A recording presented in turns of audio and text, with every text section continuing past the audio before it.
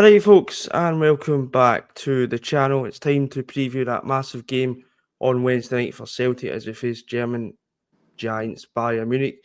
So I thought, may as well get the giant of the German commentary game, none other than Derek Ray. How you doing, Derek? I'm very well, Joshua. Looking forward to these two matches. Thanks for the invitation, first of all. This should be good fun to discuss Bayern and Celtic and to see how it all goes. I'm going to start with a question. Just obviously, how are Celtic perceived in the German media? Because we've obviously played two German sides before. Now, obviously in Dortmund and Leipzig. Obviously Dortmund was a bit of a car crash, and then the Leipzig game was on the other side of the spectrum. Really good result for Celtic. So, how are the German media kind of portraying this, getting into this game? I think there's respect for Celtic. I don't think there's fear. I don't think anybody thinks, Bayern need to be afraid of Celtic. But I think there's respect. And I think a lot of it, to be honest, comes down to the Celtic Park factor. It's pretty famous here in Germany.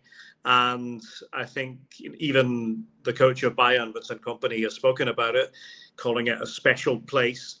And I think everybody is aware that if Bayern are not completely switched on going into the first game at Celtic Park, then there could be some trouble. I think it stands to reason when you look at the two squads, and it comes down to budgets, doesn't it, in this day and age? Bayern's budget is much higher than that of Celtic. They're signing players that Celtic could only dream of signing. But we know that in a cup competition, which is what this is now, anything can happen.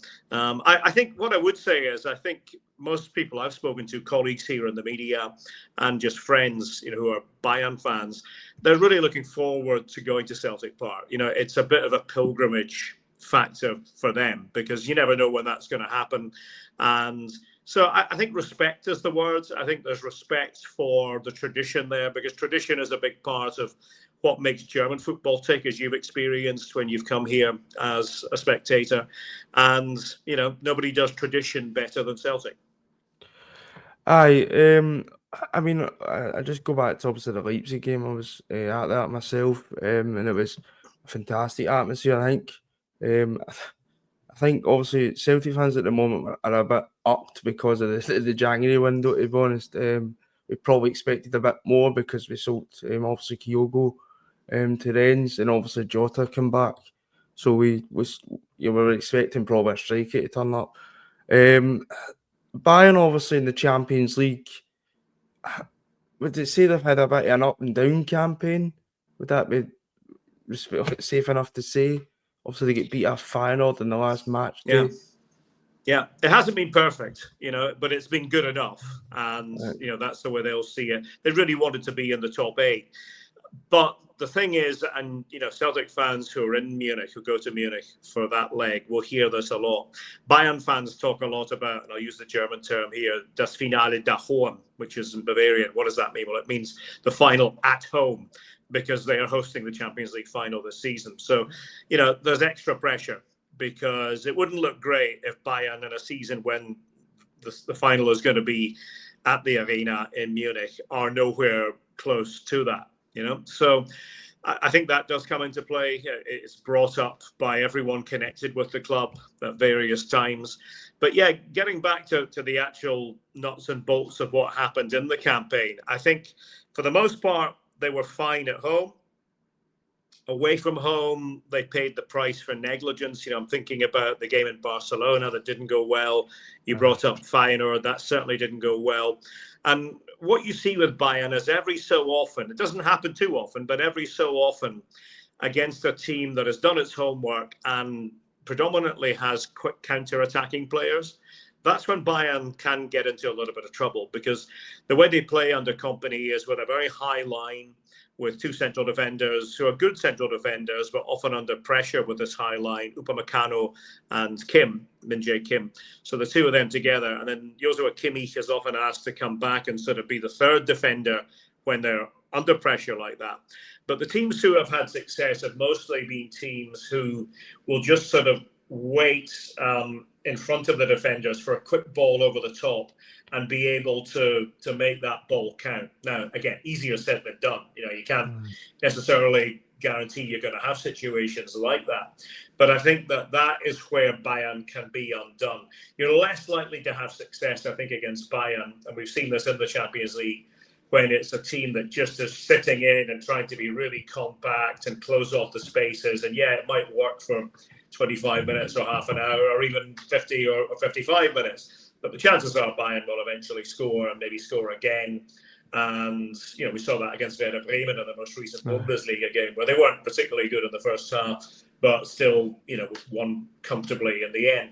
So I think the Champions League so far has had its ups and downs. And, there are still question marks about Kompany, who came from Burnley, and many doubted whether he was frankly good enough to be the Bayern coach. But the style is very eye-catching when it works. It's almost sort of wild, high-octane football, but there's a slight softness that a clever team can exploit. I watched. I'm going to go watch Bayern a few times this season, because mostly I watched them when they played Dortmund. Obviously, Dortmund ran them quite close, to be honest. I think it was the last few minutes when Musiala scored. I watched them against Bremen last night, and I did notice that they got to half time and it was still 0-0, and Bremen kind of sat deep, but only, as you were saying, it only really worked till about the 60 odd minutes when Harry Kane scored from the penalty spot. You mentioned there a bit about, obviously, Vincent Kompany. Obviously, from people who maybe over here don't obviously follow German football or whatever, they'll look and go, a Bayern coach coming from Burnley, as you mentioned there. How has he got on as the Bayern coach, and how is he, is he starting to endear himself into the Bayern supporters, or there's still a lot of doubters in his ability to manage, obviously, Bayern?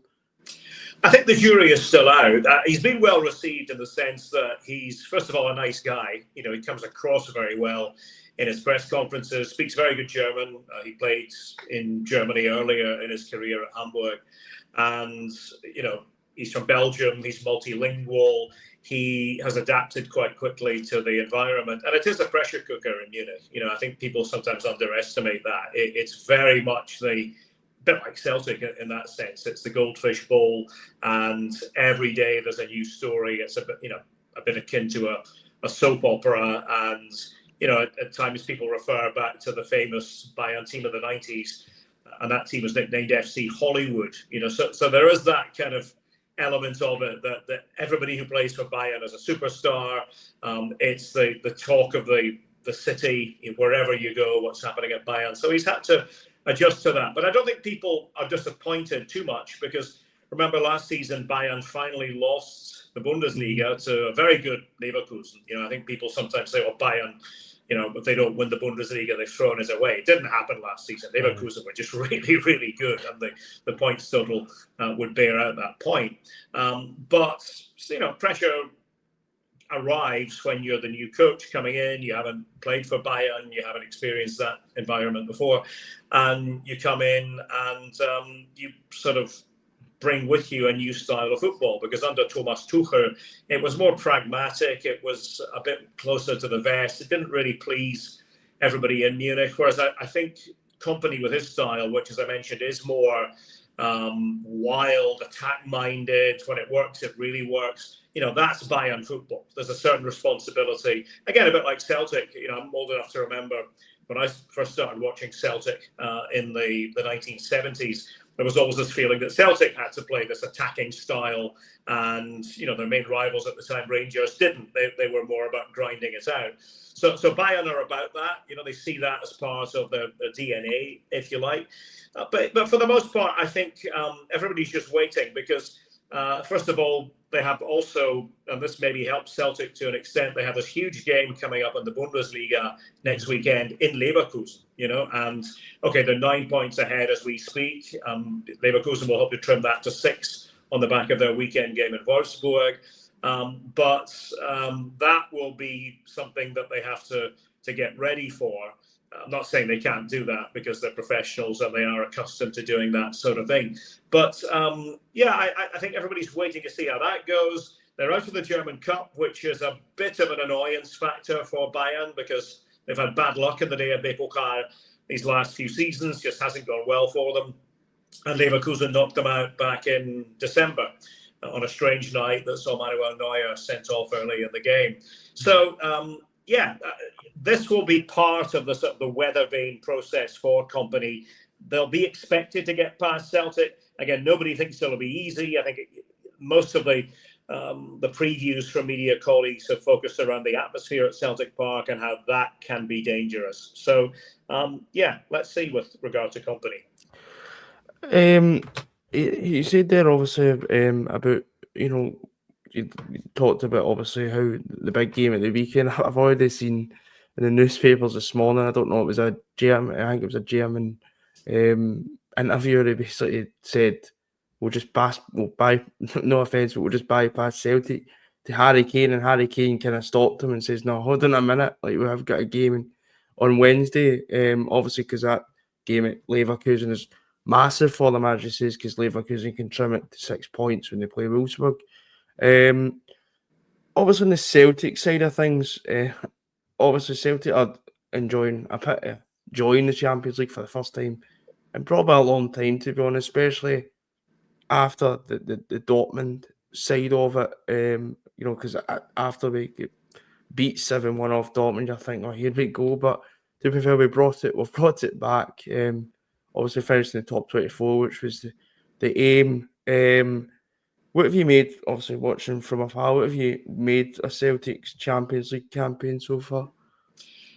I give them credit because it would be tempting to think after you get thrashed, as Celtic did by Dortmund, that might be the end of it. But of course, the great thing in this format, especially this new format, is you can digest that and forget about it, because it doesn't really matter if you lose an individual game, by a score of 7-1 or 8-1, no matter what it is, you can bounce back. And I was particularly impressed by the way they played against Leipzig, because I think that could have been a difficult one. I think Leipzig went into it knowing again what the Celtic Park atmosphere can be like. And I'm not saying it was the atmosphere that threw them off, because teams here in Germany play in front of really hot atmospheres as well. But I think Celtic's tactics were right, and they threw Leipzig completely off the scent. Of course, in Nicolas Kuhn, you have a player who, funnily enough, is not all that well known here in Germany. Celtic fans might assume he is, but he's not somebody who, even though he was a promising young player, because he doesn't really have a track record at club level here in Germany, he's, again, just off the radar. So for somebody like that to be able to really step up against a good German team, I think spoke volumes about who Celtic are about. And, to get the result, obviously I don't watch every single game because my focus is now very much the German teams here. But when I did watch Celtic, I thought, that they're learning, and they have learned, which is what you're looking for. And, I dare say that to be in the stage of the competition, that's job done for Celtic, isn't it? Anything else now is a bit of a bonus, and you always want that bonus. But I'm sure every Celtic fan at the start thought, okay, if we can set a goal for ourselves of getting into these playoffs and then maybe trying to surprise a team with a bigger budget, which is what you've got, then that would be acceptable. No, I think that's 100% correct. I think we went obviously into just try to restore a bit of pride, I think, in Europe, because I'm actually kind of younger. I've not really seen Celtic actually make a dent in Europe. People older people tell me about, I see when we beat, Juventus in 2006 and stuff like that.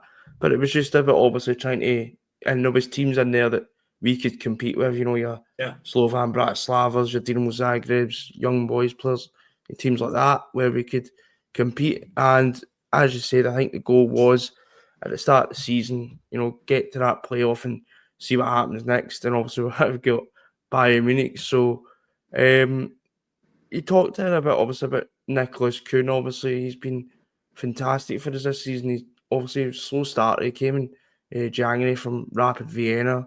And he kind of came in with a point where Celtic were nip and tuck with Rangers. Rangers had called the league kind of back. And Celtic fans were looking for somebody to come in and make an instant impact. Could never really done that, to be honest. And as you said, it's like goldfish, but he's getting written off after 2-3 weeks here because he's no performing at the level that we expect the players to perform to. But this season he's come back and he spoke I think in German media about how he had the problems, with his teeth and things like that. See, when with the Leipzig performance, did that really kind of alert German media? Because obviously you've seen Nicholas couldn't kind of take a different path. Obviously he was in youth systems, so Leipzig and Bayern, but did it kind of alert German media to this guy in Scotland that's doing pretty well for himself? Yeah, the headlines actually were along the lines of sort of unknown German unseats German team. There's variations on that particular theme. And again, it's not that he's completely unknown. It's just he won awards as a young player, but German football is I'm not going to say it's only concerned with itself. It's not. But if you're not playing in the Bundesliga or maybe in the Premier League or La Liga, you're sort of off the radar a bit in Germany. So somebody who plays for Celtic is not necessarily going to be the sort of player who German fans or even German journalists are looking at week in, week out. So to play as well as he did in that game against Leipzig, and I think Celtic caught Leipzig at a good time. They went through a bad patch. It was the right time to be playing them. Fully deserved the win. I mean, nobody in the Leipzig camp thought anything other than that. But it is a reminder that sometimes there are players who are taking the path less well-travelled, certainly for a German player, and going to Glasgow and doing really well. In his case, obviously the right path. He's been phenomenal this season. Honestly, like we weren't really expecting it. I think he scored against Man City in pre-season, and it was just kind of big surprise. But he's kicked on. Another player who Celtic signed in the summer, he's a club record signing, which puts a lot of pressure on before he's even in the front door at Celtic Park. Is Arne Engels, obviously bought him from Augsburg in the summer, to obviously not quote the Matt Taylor replacement, but he was the person who came in and the big money signing. Obviously, you've seen a lot of him when he played in the Bundesliga. I've seen quite a bit of him as well when he played for Augsburg. What have you made of Arne Engels, and what was he like when he was playing in Germany, and just obviously his impact at Celtic? Well, it's a good question, because I remember being in Dortmund. This would have been, how long ago now? A couple of years ago, January 2023. The league was just coming back after the winter break. And as often happens, you had a host of new signings. Dortmund were playing Augsburg. And Augsburg, just literally that weekend, had brought in 3 or 4 new players. And one of them was this young Belgian, Arne Engels. And so as a commentator, you're frantically trying to make sure you have things to talk about, discussion material with a new player. And luckily, I was working with Hannes Wolf that day. Hannes is a coach who's worked extensively in Germany, now works for the German FA as one of the youth coaches, and also helping on the sporting front there. And he said, Arne Engels, he goes, I know him. He goes, from Club Brugge. And he said, I've seen him at youth level. Interesting player. He said, technically very good. And they had thrown him right into the starting 11. So his first taste of the Bundesliga was an away game in Dortmund that actually turned out to be a cracker. Finished 4-3 to Dortmund, and Engels played well. I've been watching him closely, and what I'd said to Celtic fans before he joined, when it appeared that he was going to join, and did, of course, was that mostly when he was in Augsburg initially, he was used as and I'm going to use this term loosely, defensive midfield player. But I think when people think of defensive midfield player, they think of sort of some, battering ram type player who's going to be robust and put in challenges. And Engels, of course, is not that. And often here in Germany, you have different types who are defensive midfielders, who are more ball players who can play in the tight spaces. That's what you want from a defensive midfield player, link men sort of thing. And that's how he was used early on. But as Hannah said to me that day, he said, I think he's a very versatile player, and could be, as again to use the German term, a number 8 rather than a number 6. Would have the flexibility to be that sort of box to box type player as well. Good deliveries too. He was taking corners regularly for Augsburg, and so watched his development. And of course, with a player like that, you sort of think, well, what's the next step? How good is he? Is he good enough for one of the big clubs in Germany? Probably not quite. Probably not the sort of player who would have gone to a team like Bayern or Dortmund or Leverkusen and being able to get into the team. So then that player owes it to himself to ask himself, what is the next step in the journey? And I think he probably made a good decision when it emerged that Celtic were interested, because Champions League football is something he's not going to get. European football is something he's not going to get or wasn't going to get in Augsburg. And, I think the idea of playing for a big traditional club and experiencing that sort of atmosphere day in, day out appealed to him. And it seems so far it's been a success from what I've gathered. You can confirm or deny, Joshua. Well, no, I'm apparently I'm the owner of the Arne Engels fan club at points. No, when we first were linked to him, obviously I kind of knew a bit about him, so I was kind of telling everybody just give him time, let him, because obviously if we send a player for £11 million or thereabouts, the pressure's on them right away, because Celtic don't spend that type of money on. So if they do spend that, it needs to be a correct player, and they need to come and hit the ground running. I did find that people were really micro-analysing them at times, like in games, that you're just like, just let the guy play it. And they were saying like Engels isn't doing enough. Then people are saying like Engels isn't, don't know what position he plays. And I'm like, you just need, like, he's only a young guy. You need to just kind of let him grow as a player. And I kept saying to people, he'll come good. I think there's, in the Champions League games especially, I think he's really matured into a brilliant player. I think the way that he plays, and I think he's been put more recently into kind of that defensive role. But as you said, he's no in the middle of the park kind of anchor or a battering ram, if you know what I mean. He's still playing the long passes, and he's kind of, obviously if we play, let's say Dundee, for instance, at the midweek, even if he is in that deeper role, he can still kind of explore and roam about really. And I've noticed as well, his long passing range is excellent. He's got a really good pass on him, because that's 2 games in a row against Motherwell. Played the pass to Maiden, and he played it to Jota for the goal. And then at the midweek, he played a really good pass to Dyson Maiden as well. He also scored an absolute screamer at midweek as well. So, I think he is coming into his game now, and I did say it was coming, because I do think you can tell the class that he's got. Yeah, I think that it's probably proof positive, isn't it, that you have sort of different worlds of football, and 11 million, that's a lot of money. For Celtic fans, you hear 11 million, you go, that is a lot of money. This had better be a really special player. But the fact of the matter is that 11 million in the German context, that is not going to guarantee you anything. You're sort of buying potential. 11 million, a player of his age. You hopefully have done your homework, and Celtic obviously did, and you hope it all comes right, but you're not going to get the complete finished article for 11 million. And I think he did. He became a better footballer at Augsburg. I think they deserve credit for bringing him along, and of course they get part of the sell-on clause as well, so it helps them. But I think you do have to give a player like that time, and we've seen it before as well.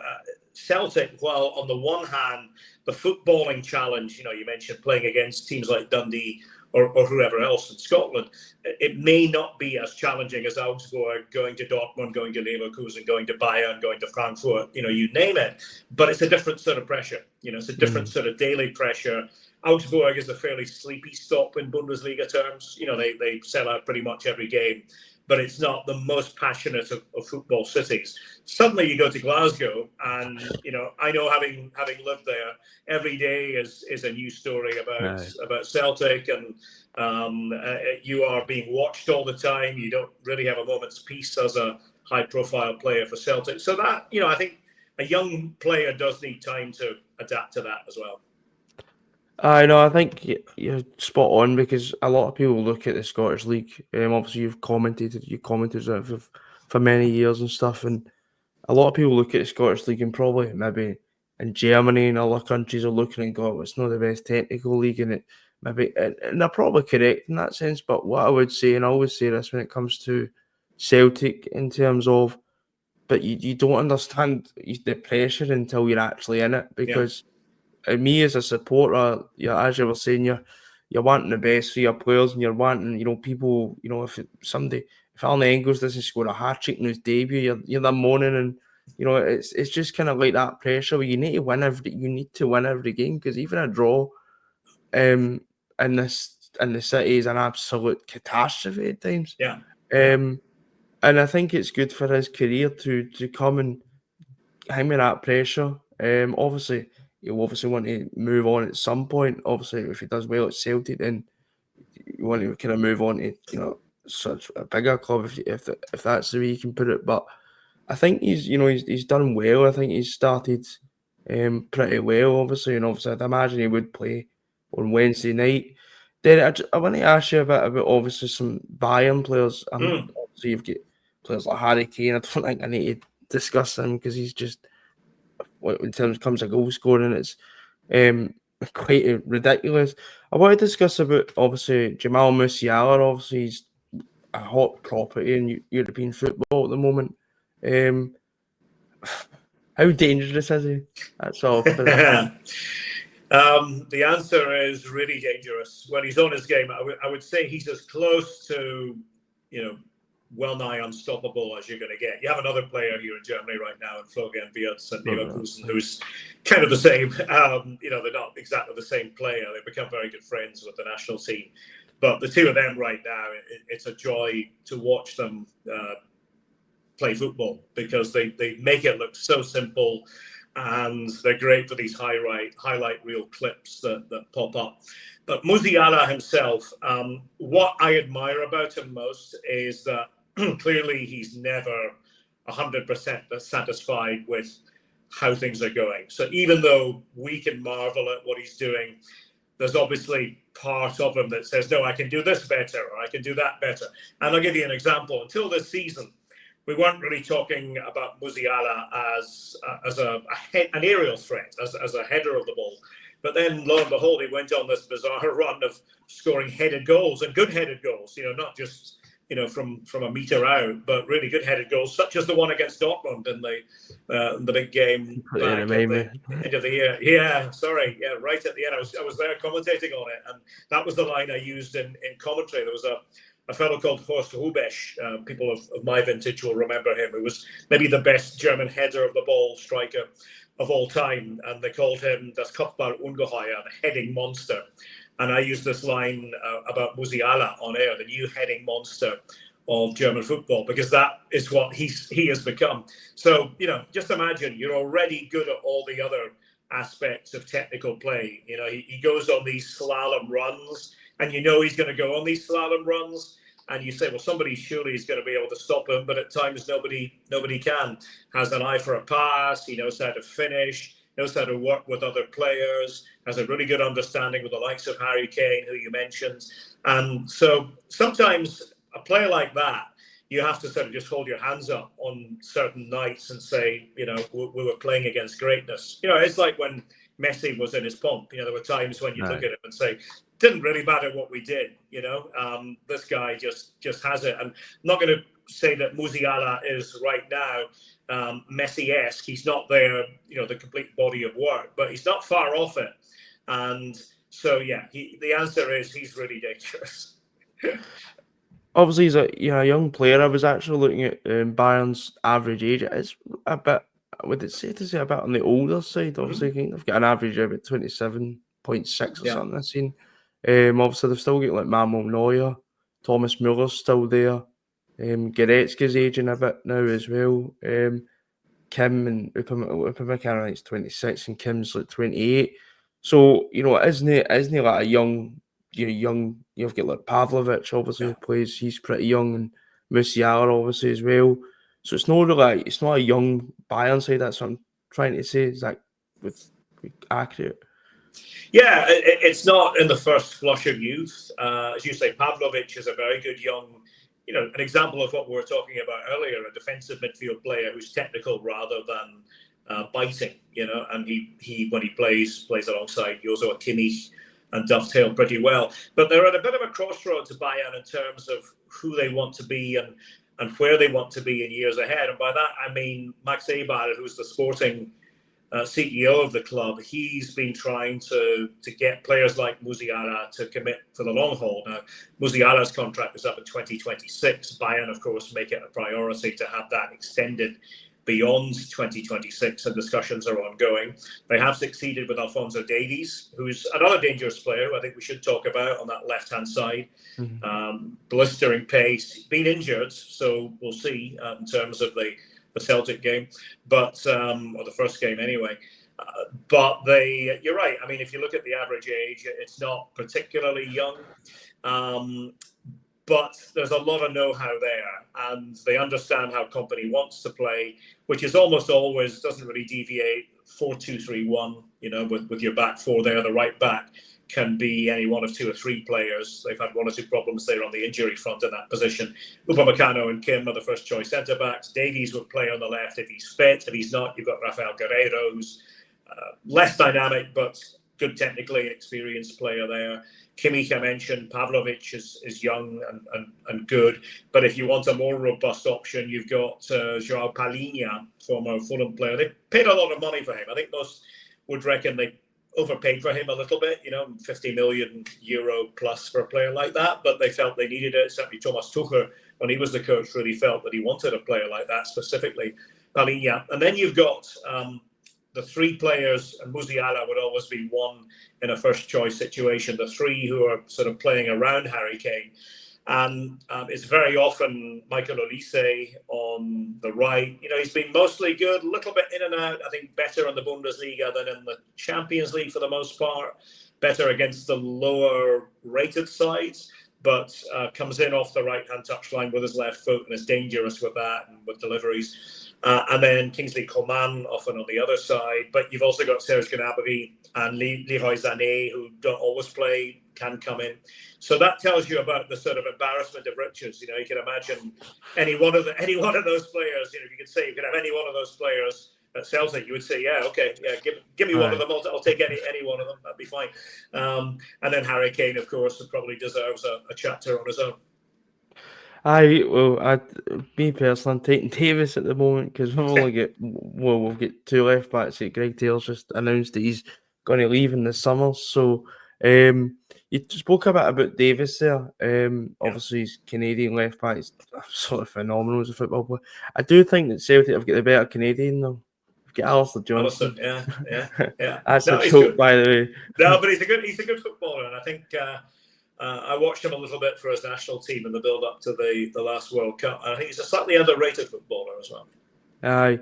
No, but Davis obviously gives me the fear on Wednesday night because the guy is rapid on his stuff, the quickness in the guy. But how good a football player is he? Obviously, for people who maybe just see the odd highlights, but he's a phenomenal football player. Yeah, I think that when he first arrived in Munich, I think people just went, wow, this kid is superb and has the potential to go to the very top. When they first brought him over from Vancouver, they thought that he was going to end up being a higher up the pitch sort of option, more like a Coman type presence, somebody maybe playing high up on the left. But then they discovered that left back was something that he could adapt to. And he's made that his position. He has his own interpretation of it. He does get very high up on that left-hand side. And when you have his sort of pace and his sort of football ability, then you can take that a long way. The only thing I would say is he's been slightly injury prone. And I think there was a little bit of hesitancy within the ranks of Bayern when this contract negotiation was going on as to whether he had developed quite the way they expected. I'm not going to say that he'd been a disappointment, but I think they thought that he went a certain way in an upwards direction, mobility-wise, and then maybe stalled a bit. Could have been to do with the injuries. And then I just think they thought, well, do we want to commit to him for the long haul, or is there another option? I think they assessed it all and thought, nah, we're onto a good thing here, and they've signed him till 2030, so I think it's win-win for both parties. Yeah, he's really good to watch. He's exciting. He's sort of everybody's idea of what a flamboyant left back should be. Aye, I've watched bits of him. Obviously, he's obviously been at Bayern for a while now. you talk about the two centre halves, obviously, Yeah. and Kim and Upamecano. Kim, obviously, they got from was it Fenerbahce? Napoli. Uh, Napoli. Napoli, I right, Fenerbahce was it. They got him from Napoli, obviously, and Upamecano, obviously, they got him from Leipzig. He's been there for quite a while. Would it say that Celtic could maybe get to the two centre halves? Because when I've watched Upamecano, I watched them in the Barcelona game. I watched them, I think, in a few games last year as well. And he has got the odd error in him at times. With a bit of pace is running at him. Yeah, and that's often highlighted. I find, my colleagues in England often talk about that around tournaments when he plays for France, that I don't think they respect him as much as we do here in Germany. And I think it's because we've seen how good he can be. I think it's right. I think often his mistakes are highlighted. Doesn't make too many of them. I think we have to say that first of all. Right. But when he does make a mistake, it can often look like a bad one. But I think a lot of that with Bayern has to do with the fact that they do play that way and they do expose the centre halves, and he does have pace. He has good recovery pace, but it's often a little mental error that can contribute to it. And I think Kim's problem has been, and it's been some good, but some things not so good. And we mentioned coming from Napoli. I think in Serie A, his starting position with Napoli was always a lot lower, a lot deeper, and could sort of control the play much better that way. He's being asked to do something different now with Company, something really challenging, which is to be much higher up. And I think that they do rely on Kimmich to get back, to be that other defender. And so it's added responsibilities to Joshua Kimmich in terms of what he's expected to do. As I say, it's not a perfect mix, but they are two very good defenders. I think it would be wrong to sort of say, well, they're chumps. They're not very good. They are very good defenders. I think when they struggle at all, I think they are victims of this way of playing, which again has positives as well. He's playing that way because there is an element of risk about it, but he feels that on balance you can still win the game 3-1 or 4-1. Maybe there will be a soft moment at the back. Maybe there won't. Most of the time there isn't. But for example, against Kiel the other week in the Bundesliga, they were 4-0 up and they almost let that slip. Yeah, went back to 4-3 with a couple of very late goals in that game from Steven Skripski. And so, you just need to look at all these games. There are a couple that I would highlight. If I were Celtic's analytics team, and I know they'll be going over with a fine-tooth comb all the Bayern games, I would probably dig out the Eintracht Frankfurt Bayern game back in the autumn. Now, they had a player there who is now become famous in the UK, Omar Marmoush, who was then leading the line for Eintracht, had a really good day against Bayern. They didn't create very much at all. I would say that's a really good one for Celtic to watch because Eintracht got a 3-3 draw with Bayern, having done very little throughout the course of the whole match, basically scored with the 3 chances that came their way. And again, we're talking about high line and exposing that high line, and Marmoush and his teammates did that. Also commentated on them in December when they went to Mainz, who are having a good season, but are a pretty limited team, in terms of the overall Bundesliga. They're probably in a slightly higher position than most of us reckoned. But they did it to perfection as well. They really caught the high line of Bayern and counter-attacked, very proficiently. So there are ways to do it. There are ways to get at Bayern. You have to hope they have a bad day. You have to hope that they lose their concentration. You have to hope for that high line not to work. But it's not impossible. We've seen it in the Champions League as well. We mentioned Barcelona and we brought up Feyenoord. Aye. This is probably going to be a question with no answer, but how do you stop Harry Kane? Well, the thing about Harry Kane, the thing that's really aggravating about Harry Kane is, and I know this is a commentator, you try and analyse the game as you go. Our job is identifying players and trying to be on top of the flow of the game while not over talking. But whenever I do a Bayern game, there's always a period in the game where I think to myself, I haven't really mentioned Kane for about 15, 20 minutes. Doesn't seem to have done very much. And then all of a sudden, oh, there he is. There's Harry Kane. And, I think it's very hard. He's somebody who is a bit of a perfectionist. And, I was listening to his interview after the game last night, and he just spoke about. He was asked actually about the number of goals he scores and does he have them in his head, and he sort of laughed and he said, "Yeah, I know how many I'm on and how many I could be on." And he's dedicated to his crafts. I think that's the one thing about him, and he's been a real enrichment for Bayern. It's one of these things that you didn't need to just listen to the other players at Bayern, and they greatly appreciate what he brings, not just with his goals, but with his link-up play, with his dressing room style. He's a quiet leader. He's not somebody who's going to rant and rave or be the center of attention, doesn't make himself the center of attention that way.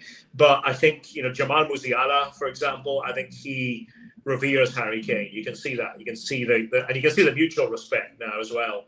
And they communicate in English with each other. Musiala having spent a big chunk of his youth in England, and you can see that is just a combination that works. And then I have to say that I've been commentating for quite a few decades now. I don't think I have ever seen a better penalty taker than Harry Kane. Oh yeah, it's a goal in it every time. Yeah, and it's just the sheer authority of his penalties. Once in a while you get a good penalty taker and you think, okay, he knows how to take penalties, but once in a while it's not a very good penalty. Everyone with Kane is different. It's not the same as before, but it's just hit with sheer authority, and he hasn't missed a single penalty for Bayern in any competition since he joined the club. No, well, Celtic had the fair share of issues with penalties last year. Yeah. We're taking penalties twice and still couldn't score them. I'm glad Engels is kind of come in, and he's took a lot. That's another big thing for Engels. For me, he's took a lot of that pressure on his shoulders. He's only 21 or 22 now, and he's missed one penalty, which came in a pretty big game, unfortunately. But we did get the win in the end against Young Boys. Derek, I obviously, I mean, Bayern obviously have had difficulty with, trying to replace, certain, obviously when they won the treble under Hansi Flick, they've had difficulty trying to get back there, if you know what I mean. Obviously, because under Hansi Flick, they were a machine, to be honest. Obviously, they beat absolutely hammered Barcelona that night, and obviously you had Lewandowski, you had, players just scoring from everywhere. Is company seen as that guy that could maybe, bring back those kind of, that period of dominance where they did win everything in sight? I think that it's probably too early to say that. I think that with Bayern, it's such a difficult job because the expectation levels are always sky high. And the person who they thought was going to be the coach to take them into the new era and be successful was Julian Nagelsmann. He was the young coach who had done everything with other clubs, Hoffenheim and Leipzig. Then he went to Bayern and didn't quite happen. I think he was a bit harshly dealt with. A lot of that had to do with internal politics at the time, with Oliver Kahn and Hasan Salihamidzic running the show. And I think we're trying to save their own skins. And Thomas Tuchel was available. And they jettisoned Julian Nagelsmann, who's now the coach of Germany, and I think quite happy in that role. But Kompany was not the first choice. He wasn't the second choice, and he probably wasn't the third choice. That was the fact of the matter.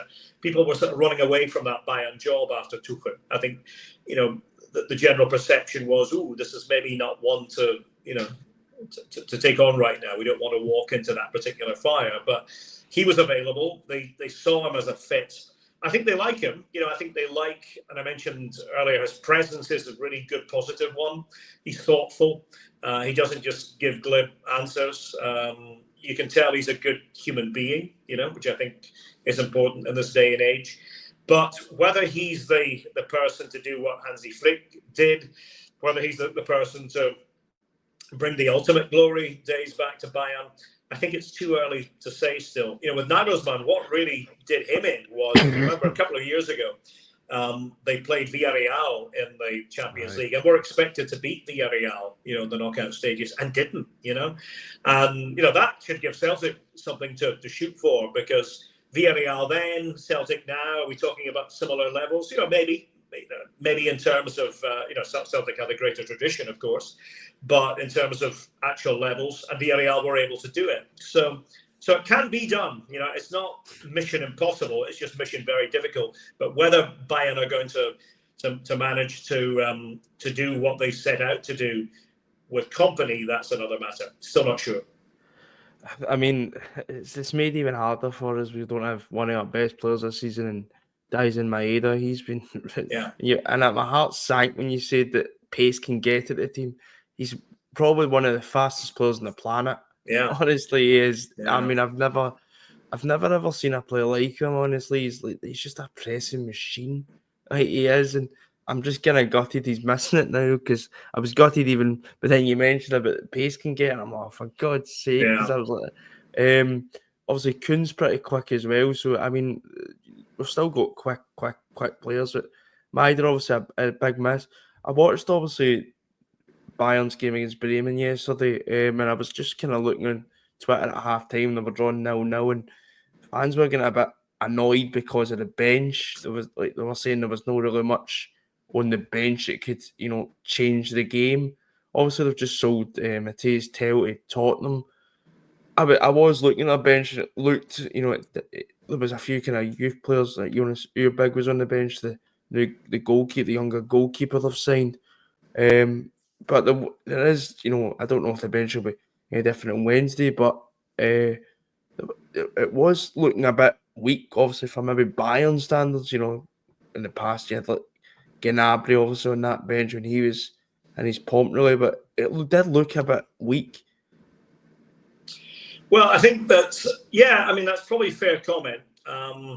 Mathys Tell, who you mentioned, he's one who I find a bit puzzling this season, because he really should be the backup centre forward. That's what he had been.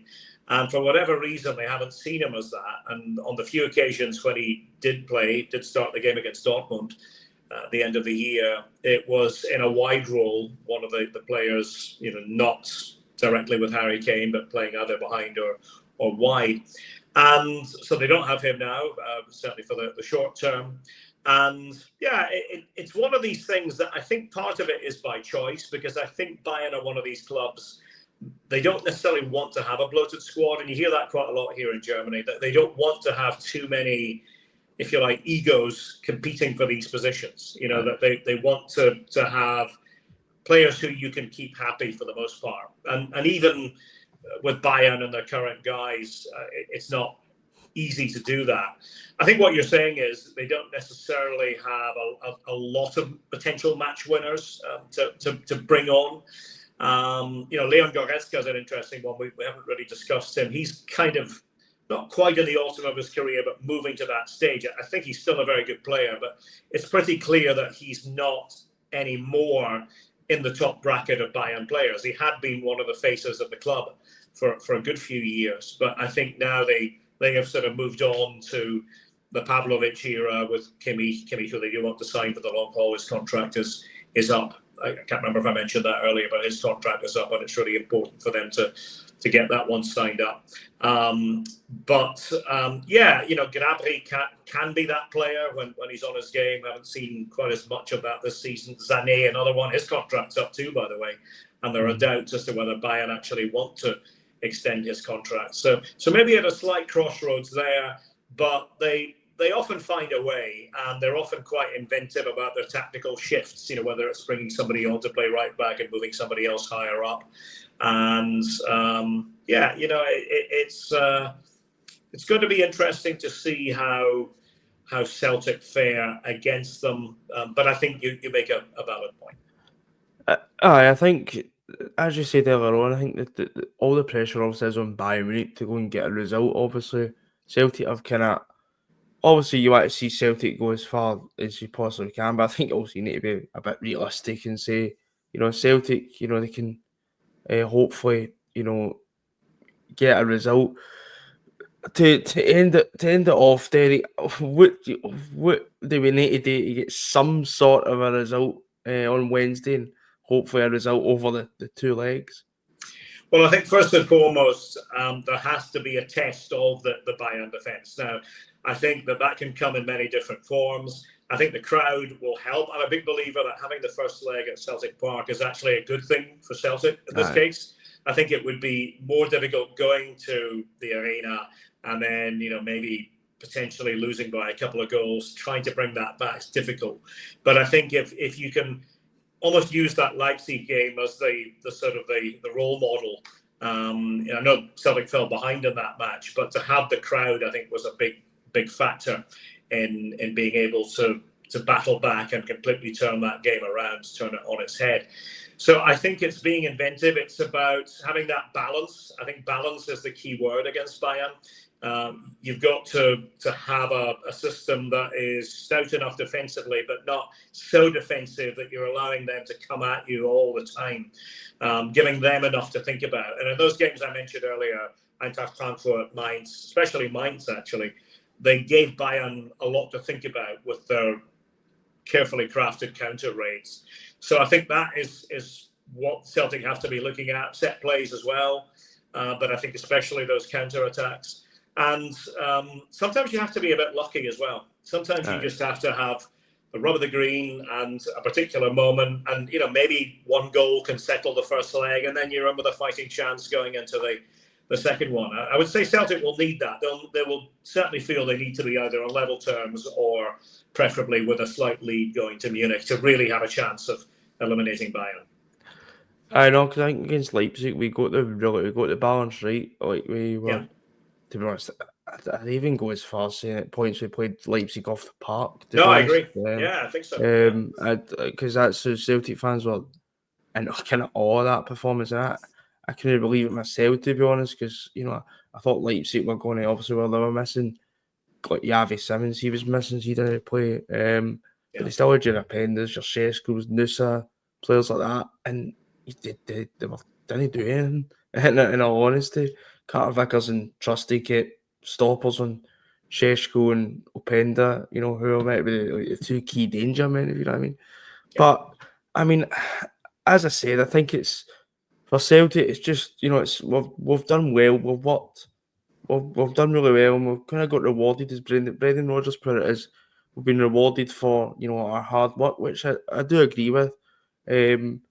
I just obviously don't want this to go over and get absolutely turned over, because I think Celtic I've always said Celtic should be robust, and we need to try and not lose 7-1, 6-1 to teams, because it's not nice to watch, to be honest. But I mean, I'm hopeful. I'm hopeful we can maybe get a result at home, and then we'll see what happens in Munich, obviously. But even to get a result at home, all the players I mentioned are going to put a stop on them somehow. But we'll see, obviously, what happens.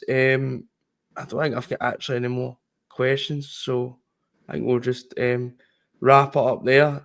Thanks very much yet again, Derek, for coming on. I do really appreciate it.